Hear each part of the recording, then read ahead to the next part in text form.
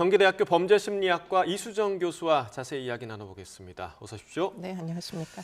네, 자 안산 지역 주민들이 또 불안해하고 있습니다. 현재 네. 조두순과 새로 집계약한 집주인이 계약을 파기할 수도 있다. 이런 가능성도 제기되고 있는데 어떻게 보시나요? 네, 뭐 아무래도 이제 월세를 내고 임대를 하는 이런 상황이다 보니까 계약 기간이 아마 2년으로 끝이 난 것 같고요. 예. 그래서 이제 다른 집을 일단은 아마 조두순의 아내와 계약을 했던 것으로 보이고, 네. 근데 이제 뒤늦게 이 이제 옆 동네에 있는 이제 집주인이 이 그 여성의 남편이 조두순이라는 사실 뒤늦게 아시게 된 것 뒤늦게 같아요. 알았군요. 네. 그래서 결국은 계약을 해지하겠다 하는 그런 이제 결정을 하시고 지금 조두순이 살고 있는 집에 가서 이제 계약 해지를 통과하는 메모를 붙여놓고 왔는데 예. 문제는 지금 완전히 계속 거부하는 태도로 일관을 하고 있다는 게 문제입니다. 네. 네.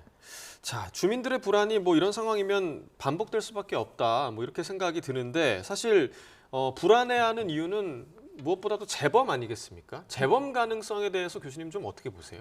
그러니까 뭐 아직까지는 재범을 하지 않았기 때문에 앞으로도 재범을 할 개연성이 뭐 높지는 않아 보이기는 예. 합니다만 문제는 이제 현재는 동거인이 있어요. 근데 만약에 동거인이 없어지게 되면은 그럼 생활이 아무래도 혼자 살게 되면 불안정하고 그래서 이제 다시금 재범 가능성이 뭐 높아질 수 있는 여지는 얼마든지 있다고 보이고요. 예.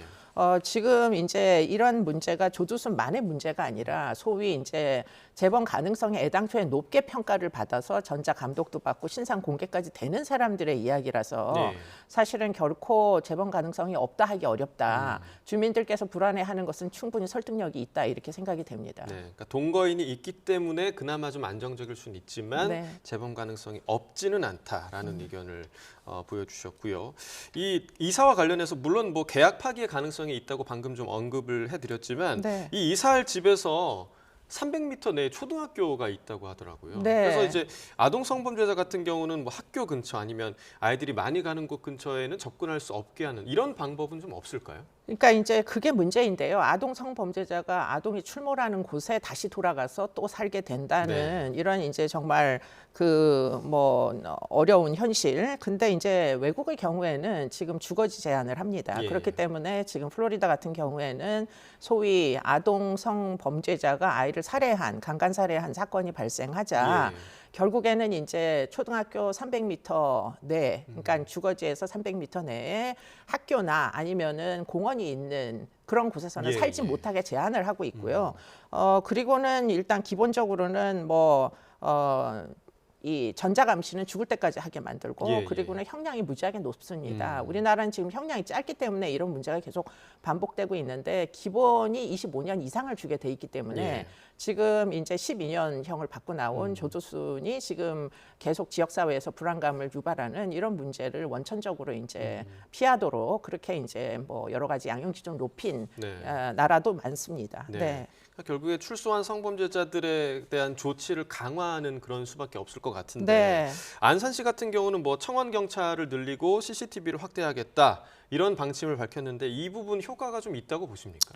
효과가 뭐 없지 않다 이런 생각이 드는 게 지금까지 재범을 하지 않은 이유는 사실은 1:1 보호관찰뿐만 아니라 지역사회의 순찰도 너무나 여러 번 돌고요. 예. 그 지금 그 전에 있던 거주지의 그 근처에 이제 경찰은 나름대로의 어떤 순찰 지소를 마련을 했고 안산시에서도 경호를 할 수 있는 인력을 사적으로 이제 고용을 해가지고 지금 이 사람을 이제 관리 감독을 했던 거죠. 예. 1년에 이렇게 생활비 지원 포함 여러 가지 경비를 하는데 드는 비용이 거의 수억에 해당한다. 네네. 이렇게 알려지고 있는데 지금 이사를 가는 곳에도 지금까지와 같이 그렇게 경비를 제공을 하겠다. CCTV도 이제 360도 이렇게 회전하는 네네. CCTV를 부착을 하고 그래서 지금까지처럼 엄격하게 관리하겠다는 게 안산시의 지금 계획입니다. 네. 네.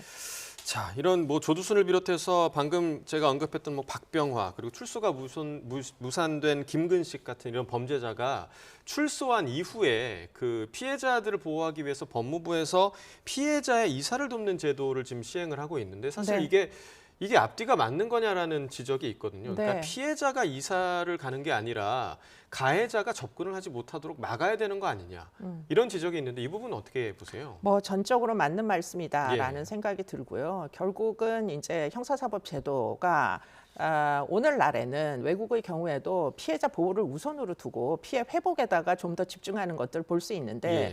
우리나라의 경우에는 사실은 가해자에 대한 관리 감독 또는 뭐 가해자에 대한 응보적인 처벌에만 집중하다 보니까 피해자의 입장에 대해서는 굉장히 등한시 해왔던 게 그 맞는 말씀이고요. 예. 그러다 보니까 이제 뭐 폭력 상황이 벌어지면 피해자만 어디에 피신하면 된다는 식의 무죄 추정의 원칙부터 가해자의 인권, 피고인의 인권은 그야말로 적법한 절차를 거치도록 매우 엄격히 인권 보장을 해주면서 피해자에게는 사실은 뭐 여러 가지 오히려 피해자가 자유 제한을 받는 예. 이런 이제 문제들이 계속 발생하고 있습니다. 네. 그렇기 때문에 이 이제 무게 중심을 뭐 가해자의 인권 보호로부터 피해자 인권 보호로 지금 무게 중심을 이동해야 되는 게 네. 타당한 말씀이고요. 지금 똑같이 조두순에게도 적용되는 이야기다. 네. 피해자가 피신을 사실 해서 살던 동네에서 쫓겨난 상황입니다.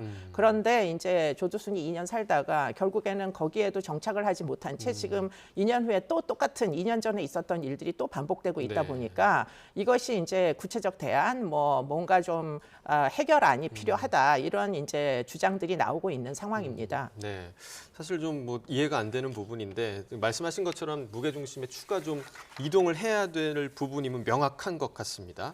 자, 교수님께서는 그동안 그 별도의 보호 수용 제도가 필요하다. 그러니까 출소한 범죄자들을 일정 기간 좀 격리시킬 필요가 있다. 이런 주장을 해오셨는데 그 이유가 좀 있으실까요? 그러니까 이제 굉장히 재범 위험성이 높은 사람들 그리고는 과거에도 뭐 여러 번 유죄 판결에 금고형 이상의 처분을 받아서 거의 뭐 7번, 8번씩 지금 출소하는 사람들은 다 이제 전과들이 있는 사람들이잖아요. 그런 경우에는 사실은 일정 기간 동안 구금되어 있다 손 치더라도 사실은 완전히 기적적으로 갱생됐다라고 보장할 수 있는 뭐 그런 입증을 하기가 무지하게 어려운 상황입니다. 예. 뭐 출소를 하면 당장 생계 유지부터 어려운 이런 상황이다 보니까 그렇죠. 그대로 이제 재범으로 이어지는 경우들이 다수 존재하고요. 김근식 같은 경우에는 아동 성범죄자인데 2000년도에 아동 성범죄를 저지르고 2006년도에 또 아동 성범죄를 10명에게 저질렀을 때 예. 그 전에 형으로 5년 반을 받고 나와가지고 16일 만에 재범을 했거든요. 그렇기 때문에 출소한 이후를 관리하지 않으면 특히 소아성 기호증이 있다거나 연쇄 성폭행범의 경우에는 상당히 그 습벽을 갑작스럽게 고치기는 어렵지 않겠느냐 예. 이런 생각을 하게 되기 때문에 외국에는 있는 제도입니다. 선진국들에 있는 제도를 우리도 이제는 도입해야 되는 단계에 와 있는 거 아니냐 그런 생각들을 할 필요가 있고요. 과거에 우리가 사회보호법이 있던 시절에 여러 가지 이중처벌의 이제 원칙에 뭐 이중처벌을 하지 말아야 되는데 보호 수용을 또 하게 되니까 그게 네. 인권 침해다라는 네. 논란이 있어서 우리가 2005년도에 사회보호법을 폐지를 했던 적이 예, 있거든요. 예. 그러다 보니까 당시에는 이제 왜 폐지됐느냐 사회보호법으로 수용돼 있던 사람들이 다수가 이제 그 제3범죄자와 그리고는 정신질환이 있던 사람들이었습니다. 그렇기 예. 때문에 사실은 입원을 시켜야 되는 사람이 이제 교도소에 수용되어 있다 보니까 인권 침해가 틀림없이 있었거든요. 그래서 2005년도에 폐지를 하고 보니까 막상 대상자를 잘못 선정해서 보호 수용을 하던 그 상황이었는데 예. 문제는 대상자를 지금 아동 성범죄자나 성범죄 상습범이나 연쇄살인범이나 이런 사람들이 출소했을 때 관리 감독을 했어야만 하는데 대상자 선정을 잘못하다 보니까 법을 폐지하고 나니까 다시 입법을 하기가 지금 어려운 거예요. 예. 그러니까 이제 뭐 보호 수용법 입법이 필요하다 이런 얘기를 드릴 수밖에 없는데 그러니까 제대로 된 대상자 재범 위험성이 매우 높은 대상자를 대상으로 선진국에서처럼 보호 수용을 하는 게 우리나라도 필요하다. 아니면 지금과 같은 이제 지역 사회 부담이 계속 발생할 거예요. 이미 이제 박병화의 출소로 인해서 수원대학 앞에서는 주민들이 매일 시위를 지금 예, 하고 예. 있습니다. 조두순도 또 이사를 간다고 하니 안산시에서도 또 시위가 일어나는 거고요. 그러니까 지역 주민들이 이제는 더 이상 이런 이제 고위험 범죄자들에 의한 성범죄의 위험성을 참아낼 수가 없는 지경이 된 거예요. 예. 그러니까 우리도 만약에 정말 국민들의 니즈가 이 정도라면 사실 대안을 찾아야 되는데 문제는 그야말로 인권 침해라는 그런 주장 하나로만 의존해서 외면할 수는 사실 없는 노릇이거든요. 네. 틀림없이 이제 대안을 찾아야만 합니다. 그런데 이제 그 마지막으로 네. 보호수용제가 사실 평생 격리할 수는 없는 거잖아요. 그렇습니다. 네. 이러한 대안은 좀 어디에 좀 있을까요? 짧게 좀 부탁드리겠습니다. 네, 보호수용제도를 이제 계속 심사를 받게 합니다. 외국의 예. 경우에도 재범 가능성이 완전히 사라졌다고 할 때는 언제라도 사회로 복귀할 수 있습니다. 네, 알겠습니다. 자, 오늘 말씀 여기까지 들어보겠습니다. 지금까지 경기대학교 범죄심리학과 이수정 교수와 이야기 나눴습니다. 고맙습니다.